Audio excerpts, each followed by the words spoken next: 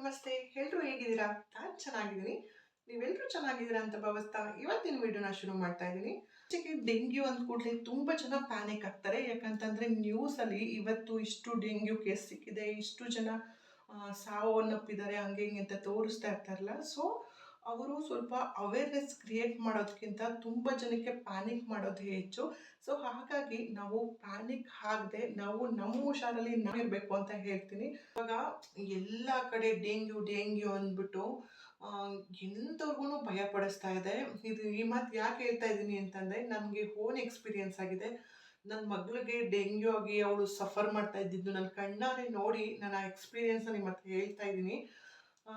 ಯಾಕಂತಂದರೆ ಇವಾಗ ನಾವು ಸುಮ್ಮನೆ ನ್ಯೂಸ್ಗಳೆಲ್ಲ ನೋಡಿ ನಾವು ಸುಮ್ಮನೆ ಭಯ ಪಡ್ಕೊಳ್ಳೋದು ಬೇಡ.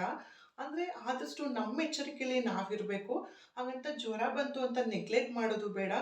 2 ಡೇಸ್ ಆದರೂ ಜ್ವರ ಬಿಡ್ತಿಲ್ಲ, ಪದೇ ಪದೇ ಬರ್ತಾ ಇದೆ ಅಂತಂದರೆ ನೀವು ದಯವಿಟ್ಟು ಡಾಕ್ಟ್ರನ್ನ ಹೋಗಿ ತೋರಿಸ್ಲೇಬೇಕು. ನೆಗ್ಲೆಕ್ಟ್ ಮಾಡಬಾರ್ದು ಈ ಟೈಮಲ್ಲಂತೂ. ಯಾಕಂತಂದರೆ ತುಂಬ ಮಳೆ ಬರ್ತಾ ಇದೆ, ಎಲ್ಲ ಕಡೆ ನೀರು ನಿಂತ್ಕೊಂಡು ಗೊಜ್ಜೆಗಳಾಗ್ತಾ ಇದೆ. ಸೊ ಹಾಗಾಗಿ ನೀರು ನಿಂತ ಜಾಗದಲ್ಲೇ ಅತಿ ಹೆಚ್ಚು ಸೊಳ್ಳೆಗಳಾಗುತ್ತೆ. ಹಾಗಾಗಿ ಸೊಳ್ಳೆಗಳು ಜಾಸ್ತಿ ಆದಂತಾಗ ಈಡೀಸ್ ಎಂಬ ಒಂದು ಸೊಳ್ಳೆಯಿಂದ ನಮಗೆ ಡೆಂಗ್ಯೂ ಬರೋದು. ಸೊ ಹಾಗಾಗಿ ನಾವು ಆ ಸೊಳ್ಳೆಗಳು ಹೆಚ್ಚಾದಂಗೆ ಕಾಯಿಲೆಗಳು ಹೆಚ್ಚಾಗ್ತಾ ಹೋಗುತ್ತೆ. ಸೊ ಹಾಗಾಗಿ ನಾವು ಆದಷ್ಟು ನಮ್ಮದು ನಮ್ಮ ಸೇಫ್ಟಿನ ನಾವು ನೋಡ್ಕೋಬೇಕು ಅಂತ ನಾನು, ಅದರಲ್ಲೂ ಮಕ್ಳುಗಳು ಬಂದ್ರಂತೂ ತುಂಬಾ ನೋಡೋಕ್ಕಾಗಲ್ಲ. ಅವ್ರಿಗೆ ಅನುಭವಿಸೋದಂತೂ ನಿಜವಾಗ್ಲೂ ಊಟ ಮಾಡೋಕ್ಕಾಗಲ್ಲ, ತುಂಬ ಸುಸ್ತಾಗ್ತಾರೆ, ಎದ್ದು ಕೂರೋದೇ ಇಲ್ಲ, ಯಾವಾಗಲೂ ಮಲ್ಕೊಂಡೇ ಇರ್ತಾರೆ. ಮತ್ತು ಬಿಟ್ಟು ಬಿಡ್ದಂಗೆ ಜ್ವರ ಬರ್ತಾ ಇರುತ್ತೆ, ಅಷ್ಟು ಹೈ ಫೀವರ್ ಇರುತ್ತೆ. ಸೊ ಅದನ್ನೆಲ್ಲ ನೋಡಿದಾಗ ನಾನು ಇದ್ರ ಬಗ್ಗೆ ಶೇರ್ ಮಾಡಿಕೊಂಡ್ರೆ ಯೂಸ್ ಆಗುತ್ತೆ ಅಂತ ಇವತ್ತಿಂದು ವೀಡಿಯೋಲಿ ನನಗೆ ಅದನ್ನೆಲ್ಲ ಶೇರ್ ಮಾಡೋಕ್ಕೆ ಅಂತ ಬಂದಿದ್ದೀನಿ. ಸೊ ಯಾರೆಲ್ಲ ನನ್ನ ವೀಡಿಯೋ ನೋಡ್ತಾ ಇದ್ದಾರೋ ಎಲ್ರಿಗೂ welcome back to my channel Mathrubhumi. ಯಾಕಂದರೆ ಇತ್ತೀಚೆಗಂತೂ ಎಲ್ಲ ಕಡೆ ವೈರಲ್ ಫೀವರು ಕೂಡ ಇದೆ, ಹಾಗೆ ಡೆಂಗ್ಯೂ ಫೀವರ್ ಕೂಡ ಇದೆ. ಅಂತೂ ವೈರಲ್ ಫೀವರ್ ಅಂತಂದರೆ ಒಬ್ಬರಿಂದ ಒಬ್ರಿಗೆ ಸ್ಪ್ರೆಡ್ ಆಗ್ತಾ ಹೋಗುತ್ತೆ. ಜೊತೆಲ್ಲ ಅಥವಾ ಆಕ್ಷಿಪಡಿ ಆ ಥರ ಎಲ್ಲ ಪಕ್ಕ ಅದು ಇನ್ಫೆಕ್ಟ್ ಆಗುತ್ತೆ ಒಬ್ಬರಿಂದ ಒಬ್ರಿಗೆ. ಬಟ್ ಡೆಂಗ್ಯೂ ಹಾಗಲ್ಲ. ಡೆಂಗ್ಯೂ ಒಬ್ಬರಿಂದ ಒಬ್ರಿಗೆ ಹರಡಲ್ಲ. ಸೊಳ್ಳೆಯಿಂದ ಡೆಂಗ್ಯೂ ಇನ್ಫೆಕ್ಟ್ ಆಗಿರೋರು, ಆಲ್ರೆಡಿ ಇನ್ಫೆಕ್ಟ್ ಆಗಿರೋರಿಗೆ ಸೊಳ್ಳೆ ಕಚ್ಚಿ ಮತ್ತೊಬ್ಬರಿಗೂ ಕಚ್ಚಿದ್ರೆ ಅವಾಗ ಡೆಂಗ್ಯೂ ಸ್ಪ್ರೆಡ್ ಆಗುತ್ತೆ ಹೊರತು, ಬಟ್ ವೈರಲ್ ಫೀವರ್ ಥರ ಒಬ್ಬರಿಂದ ಒಬ್ರಿಗೆ ಡೆಂಗ್ಯೂ ಹರಡಲ್ಲ. ಫಸ್ಟು ನಾವು ಇದನ್ನ ತಿಳ್ಕೊಬೇಕು. ಯಾಕಂದರೆ ಫೀವರ್ ಅಂತಂದರೆ ಒಬ್ಬೊಬ್ಬರು ಈಗ ಸ್ಪ್ರೆಡ್ ಆಗಿಬಿಡುತ್ತೆ ಅಂತ ಹೆದರ್ಕೊತಾರೆ. ಬಟ್ ವೈರಲ್ ಫೀವರ್ ಸ್ಪ್ರೆಡ್ ಆಗುತ್ತೆ, ಬಟ್ ಡೆಂಗ್ಯೂ ಅದು ಒಬ್ಬರಿಂದ ಒಬ್ಬರಿಗೆ ಹರಡಲ್ಲ. ಫಸ್ಟ್ ನಾವು ಇದನ್ನು ತಿಳ್ಕೊಬೇಕಾಗತ್ತೆ. ಆದರೆ ನಾವು ಫಸ್ಟು ನಮ್ಮದು ಅಕ್ಕಪಕ್ಕ ಮನೆ ಸುತ್ತಮುತ್ತ ಎಲ್ಲ ಸ್ವಚ್ಛವಾಗಿ ಇಟ್ಕೋಬೇಕು. ಆದರೆ ಸುತ್ತಮುತ್ತ ಎಲ್ಲ ಯಾವುದೇ ರೀತಿ ಗಲೀಜಿಲ್ಲ, ನೀಟಾಗಿದೆ.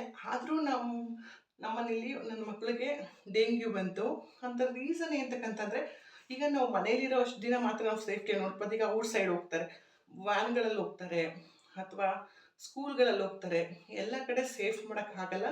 ಸೊ ಆದಷ್ಟು ಈ ಚಳಿ ಎಲ್ಲ ಮುಗಿಯೋವರೆಗೂ, ಮಳೆ ಎಲ್ಲ ಮುಗಿಯೋವರೆಗೂ ಆದಷ್ಟು ಸ್ವೆಟರ್ನ ಹಾಕಿ ಕಳಿಸಿ. ಫುಲ್ ಇರಬೇಕು. ಹಾಗೆ ಸ್ವೆಟರ್ನ ಕೈ ಕಾಲನ್ನ ಕ್ಲೋಸ್ ಮಾಡಿ ಕಳಿಸಿ. ಈಗ ಅಷ್ಟು ಕಚ್ಚಕ್ಕಾಗಲ್ಲ ಅಲ್ವಾ ಫುಲ್ಲು ಸ್ವೆಟರ್ಗಳೆಲ್ಲ ಹಾಕಿದ್ರೆ. ಸೊ ಹಾಗಾಗಿ ಫುಲ್ ಆರ್ಮ್ಸು, ಟೀ ಶರ್ಟ್ಸು ಈ ಥರದ್ದು ಹಾಕಿ, ಇಲ್ಲ ಯೂನಿಫಾರ್ಮ್ಸ್ ಹಾಕೊತಿದ್ದಾರೆ ಅಂತಂದರೆ ಸ್ವೆಟರ್ಗಳನ್ನ ಹಾಕಿ ಕಳಿಸಿ. ಆದಷ್ಟು ಚಳಿ ಕಮ್ಮಿ ಆಗೋವರೆಗೂ, ಮಳೆ ನಿಲ್ಲೋವರೆಗೂ ಫುಲ್ಲು ಕವರ್ ಮಾಡಿ ಕಳಿಸಿ ಮಕ್ಕಳಿಗೆ ಅಂತ ಹೇಳ್ತೀನಿ. ನಮ್ಮನೇಲಿ ಕೂಡ ನನ್ನ ಮಗಳಿಗೆ ಡೆಂಗ್ಯೂ ಅಂದಾಗ ತುಂಬ ಜನ ಹೆದರ್ಕೊಂಡ್ಬಿಟ್ರು. ನಮ್ಮ ರಿಲೇಟಿವ್ಸು, ನಮ್ಮ ಫ್ಯಾಮಿಲೀಸ್ ಎಲ್ಲ ತುಂಬ ಜನ ಹೆದರ್ಕೊಂಡ್ರು. ಬಟ್ ದೇವ್ರ ದಯೆಯಿಂದ ಏನೂ ಆಗಿಲ್ಲ, ಆರೋಗ್ಯವಾಗಿ ಮನೆಗೆ ಬಂದಳು. ಹಾಸ್ಪಿಟಲ್ ಅಡ್ಮಿಟ್ ಕೂಡ ಆಗಿದ್ಲು 3 ಡೇಸು. ಬಟ್ ಇವಾಗ ಹುಷಾರಾಗಿದ್ದಾಳೆ, ಆರಾಮಾಗಿದ್ದಾಳೆ, ಸ್ಕೂಲ್ಗೆ ವಾಪಸ್ ಹೋಗ್ತಿದ್ದಾಳೆ. ಸೊ ಏನಕ್ಕೆ ಅಂತಂದರೆ ನ್ಯೂಸಲ್ಲಿ ನೋಡ್ತಾ ಇರ್ತಾರಲ್ವ, ಚಿಕ್ಕ ಮಕ್ಕಳಿಗೆಲ್ಲ ಬಂದರೆ ತಡ್ಕೊಳಕ್ಕಾಗಲ್ಲ ಅಂತ. ಸೊ ಹಾಗಾಗಿ ತುಂಬ ಪ್ಯಾನಿಕ್ ಆಗಿಬಿಡ್ತಾರೆ. ಸೊ ಹೆದ್ರುಕೊಂಡ್ಬಿಡ್ತಾರೆ ಡೆಂಗ್ಯೂ ಜ್ವರ ಅಂತಿದ್ದಂಗೆ. ಬಟ್ ಡೆಂಗ್ಯೂಲೇ ತುಂಬ ಡಿಫ್ರೆಂಟ್ ಆಗಿದೆ. ಇದು ಕೆಲವೊಂದು ಡೆಂಗ್ಯೂ ಜ್ವರಗಳಿಗೆ ಪ್ಲೇಟೆಟ್ಸ್ ಕಮ್ಮಿ ಆಗ್ತಾ ಹೋಗುತ್ತೆ, ಒಬ್ಬೊಬ್ಬರಿಗೆ ಕಮ್ಮಿ ಆಗಲ್ಲ. ಸೊ ನನ್ನ ಮಗಳಿಗೆ ಆ ಥರ ಪ್ಲೇಟೆಟ್ಸ್ ಏನು ಕಮ್ಮಿ ಆಗೋದು ಆ ಥರ ಏನು ಆಗಲಿಲ್ಲ.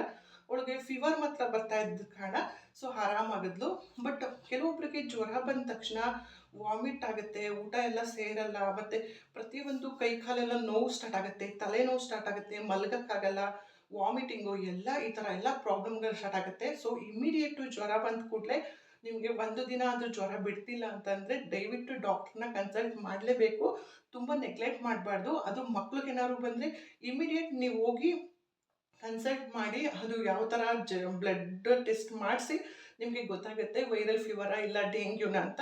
ಸೊ ಅವಾಗ ನಿಮಗೆ ನೀವು ಒಂದು ಧೈರ್ಯ ಬರುತ್ತೆ, ಏನೂ ಇಲ್ಲಪ್ಪ ಅಂತ ಅಂದಾಗ ಆಗ ವೈರಲ್ ಫೀವರ್ಗೆ ಟ್ರೀಟ್ಮೆಂಟ್ ಮಾಡ್ಬೋದು. ಇಲ್ಲ ಅಂತಂದರೆ ಡೆಂಗ್ಯೂ ಬಂದರೆ ಮಸ್ಟ್ ಆ್ಯಂಡ್ ಶುಡ್ ಹಾಸ್ಪಿಟಲೈಸ್ ಮಾಡಲೇಬೇಕು. ಯಾಕಂತಂದರೆ ಮನೇಲಿ ಸೇಫಾಗಿ ನೋಡ್ಕೊಳಕ್ಕೆ ಆಗೋದೇ ಇಲ್ಲ, ತುಂಬ ಕಷ್ಟ ಆಗುತ್ತೆ. ಮಕ್ಳುಗಳನ್ನಂತೂ ನೋಡ್ಕೊಳ್ಳೋದು ತುಂಬಾ ಕಷ್ಟ ಆಗುತ್ತೆ, ತುಂಬ ಸುಸ್ತಾಗ್ತಾರೆ, ಏನೂ ತಿನ್ನಲ್ಲ, ವಾಮಿಟಿಂಗ್ ಆಗ್ತಾ ಇರುತ್ತೆ.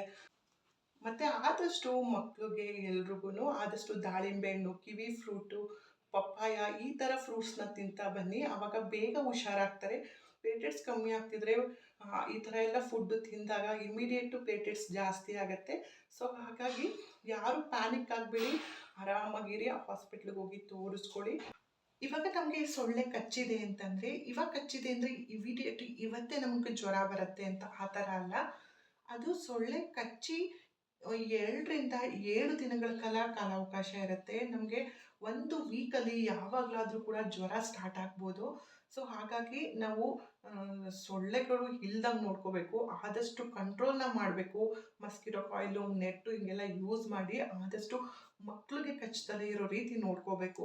ಇವಾಗೆಲ್ಲ ಬಂದಿದೆ ಮಸ್ಕಿಟೋದು ಕ್ರೀಮ್ಸ್ ಎಲ್ಲ, ಬಟ್ ಅದನ್ನು ಹಾಕೋಕ್ಕೆ ಅಷ್ಟು ಸೇಫ್ ಇಲ್ಲ. ಯಾಕೆಂದರೆ ಇನ್ನೆಲ್ಲ ಬಾಯಿಗೆ ಹಾಕೋದ್ರಿಂದ ಅದು ಕೂಡ ಅಷ್ಟು ಸೇಫ್ ಇಲ್ಲ. ಬಟ್ ಇವಾಗ ಬ್ಯಾಗ್ಗೆ ಡ್ರೆಸ್ಗೆಲ್ಲ ಹಾಕೋದಕ್ಕೆಲ್ಲ ಬಂದಿದೆಯಲ್ಲ, ಬಟ್ ಅದನ್ನು ಯೂಸ್ ಮಾಡ್ಬೋದೇನೋ ಔಟ್ಸೈಡೆಲ್ಲ ಸ್ಕೂಲ್ಗೆಲ್ಲ ಕಳಿಸ್ದಾಗ. ಸೊ ನೋಡಿ, ನಿಮಗೆ ಸರ್ಚ್ ಮಾಡಿ ಅದ್ರ ಬಗ್ಗೆ ತಿಳ್ಕೊಳ್ಳಿ. ಅದು ಯಾವುದಾದ್ರು ಕ್ರೀಮ್ಗಳಿದ್ರೆ ಆದಷ್ಟು ಮಕ್ಳಿಗೆ ಹಚ್ಚಿ ಕಳಿಸಿ, ಸೊಳ್ಳೆ ಕಚ್ಚಿದಂಗೆ ಆದಷ್ಟು ಮಕ್ಳುಗಳನ್ನ ಫುಲ್ ಕವರ್ ಮಾಡಿ ಕಳಿಸಿ ಅಂತ ಹೇಳ್ತೀನಿ. ಮತ್ತು ಅದು ಒಂದು ವೀಕಲ್ಲಿ ಬರೋಕ್ಕೆ ಸ್ಟಾರ್ಟ್ ಆಗುತ್ತೆ. ತಲೆನೋವು ಬರುತ್ತೆ ಕೆಲವರಿಗೆ ಮೈಕೈ ನೋವು ಸ್ಟಾರ್ಟ್ ಆಗುತ್ತೆ, ಕೆಲವರಿಗೆ ಡೈರೆಕ್ಟ್ ಜ್ವರ ಸ್ಟಾರ್ಟ್ ಆಗುತ್ತೆ, ವಾಮಿಟಿಂಗ್ ಸ್ಟಾರ್ಟ್ ಆಗುತ್ತೆ, ತುಂಬಾ ಸುಸ್ತಾಗ್ತಾ ಹೋಗುತ್ತೆ, ಊಟ ಸೇರೋದೇ ಇಲ್ಲ. ಹೀಗೆ ಒಂದು ವಾರ ಇರುತ್ತೆ ಮಕ್ಳಿಗೆ, ತುಂಬಾ ಸುಸ್ತಾಗ್ಬಿಡ್ತಾರೆ. ಸೊ ಮನೇಲೇ ನಾವು ಮಕ್ಕಳನ್ನ ನೋಡ್ಕೊಂಡು ಹುಷಾರು ಮಾಡ್ತೀವಿ ಅನ್ನೋದು ಆಗಲ್ಲ. ಆದಷ್ಟು ಡಾಕ್ಟ್ರನ್ನ ಕನ್ಸಲ್ಟ್ ಮಾಡಿ, ಡಾಕ್ಟ್ರಲ್ಲಿ ಡ್ರಿಪ್ಪು ಮತ್ತು ಕರೆಕ್ಟಾಗಿ ಮೆಡಿಸಿನ್ ಹಾಕೋದ್ರಿಂದ ಅಷ್ಟು ಈಸಿಯಾಗಿ ಸುಸ್ತಾಗಲ್ಲ. ಕೆಲವೊಂದು ಸಲ ನಮ್ಮ ಅಕ್ಕಪಕ್ಕ ಎಷ್ಟೇ ಕ್ಲೀನಾಗಿದ್ದೀವಿ, ನಮ್ಮ ಮನೇಲಿ ಎಷ್ಟೇ ಕ್ಲೀನಾಗಿದ್ದೀವಿ ಅಂತಂದರೆ ಮಕ್ಕಳು ಔಟ್ಸೈಡ್ ಹೋದಾಗ ಸೊಳ್ಳೆ ಕಚ್ಚುತ್ತೆ. ಸೊ ಅವಾಗ ಏನು ಮಾಡೋಕ್ಕಾಗಲ್ಲ, ಫೀವರ್ ಬಂದುಬಿಡುತ್ತೆ. ಸೊ ಅಂಥ ಟೈಮಲ್ಲಿ ನಾವು ಪ್ಯಾನಿಕ್ ಆಗದೆ ಹಾಸ್ಪಿಟಲಿಗೆ ಕರ್ಕೊಂಡೋಗಿ ಸೊ ಅವ್ರಿಗೆ ಟ್ರೀಟ್ಮೆಂಟ್ ಮಾಡಿಸ್ಬೇಕಾಗತ್ತೆ. ಸೊ ಸರಿಯಾದ ಸಮಯಕ್ಕೆ ಹಾಸ್ಪಿಟಲ್ಗೆ ಕರ್ಕೊಂಡೋಗಿ ಟ್ರೀಟ್ಮೆಂಟ್ ಮಾಡಿಸಿದ್ರೆ ಯಾವುದೇ ರೀತಿ ತೊಂದರೆ ಆಗಲ್ಲ. ಪದೇ ಪದೇ ಜ್ವರ ಬರ್ತಿದ್ರು ಏನಾಗಲ್ಲ ಅಂತ ನೆಗ್ಲೆಕ್ಟ್ ಮಾಡಿಕೊಂಡು ಮನೇಲಿ ಉಳ್ಕೊಳ್ದಲೆ ಆದಷ್ಟು 2 ಡೇಸ್ ಕಂಟಿನ್ಯೂಸ್ ಆಗಿ ಜ್ವರ ಬರ್ತಿದೆ ಅಂತಂದರೆ ಹಾಸ್ಪಿಟಲ್ಗೆ ಹೋಗಿ ಬ್ಲಡ್ ಚೆಕಪ್ ಮಾಡಿಸಿ ಕನ್ಫರ್ಮ್ ಮಾಡ್ಕೊಳ್ಳಿ. ಜ್ವರ ಯಾಕೆ ಬರ್ತಾ ಇದೆ, ವೈರಲ್ ಫೀವರಾ ಡೆಂಗ್ಯೂ ಫೀವರ್ ಅಂತ ಬ್ಲಡ್ ಚೆಕಪ್ ಮಾಡಿದ್ರೆ ಗೊತ್ತಾಗುತ್ತೆ. ಸೊ ನೀವು ಮನೇಲೇ ಕೂತ್ಕೊಂಡು ನೀವೇ ಓನಾಗಿ ಏನು ಟ್ರೀಟ್ಮೆಂಟ್ ಮಾಡದೆ ಇಮಿಡಿಯೇಟ್ ಹಾಸ್ಪಿಟಲ್ಗೆ ಕರ್ಕೊಂಡೋಗಿ ಬ್ಲಡ್ ಚೆಕಪ್ ಮಾಡಿದ್ರೆ ನಿಮ್ಗೆ ಇಮಿಡಿಯೇಟ್ ಗೊತ್ತಾಗುತ್ತೆ. ನಿಮ್ಗೆ ವೈರಲ್ ಫೀವರ್ ಅಂದರೆ ಏನಿಲ್ಲ, ಟ್ರೀಟ್ಮೆಂಟ್ ಎಲ್ಲ ಮನೆಗೆ ಕೊಟ್ಟು ಕಳಿಸ್ತಾರೆ. ಅಕಸ್ಮಾತ್ ಡೆಂಗ್ಯೂ ಆದರೆ ಅವ್ರು ಊಟ ಸೇರ್ತಾ ಇಲ್ಲ, ತುಂಬ ತಲೆನೋವು, ತುಂಬ ಸುಸ್ತಾಗ್ತಾರೆ ಅಂತಂದರೆ ಆ ಸಮಯದಲ್ಲಿ ಮಾತ್ರ ಹಾಸ್ಪಿಟಲಲ್ಲಿ ಅಡ್ಮಿಟ್ ಮಾಡ್ಕೊತಾರೆ, ಅಲ್ಲೇ ಟ್ರೀಟ್ ಮಾಡ್ತಾರೆ. ಸೊ ಅವಾಗ ಏನೂ ಪ್ಯಾನಿಕ್ ಆಗದೆ ಧೈರ್ಯವಾಗಿದ್ದರೆ ಏನೂ ಆಗಲ್ಲ. ಟ್ರೀಟ್ಮೆಂಟ್ ಮಾಡ್ಕೊಂಡ್ಮೇಲೆ ಆರಾಮಾಗಿ ಹುಷಾರಾಗಿ ಮನೆಗೆ ಬರ್ತಾರೆ.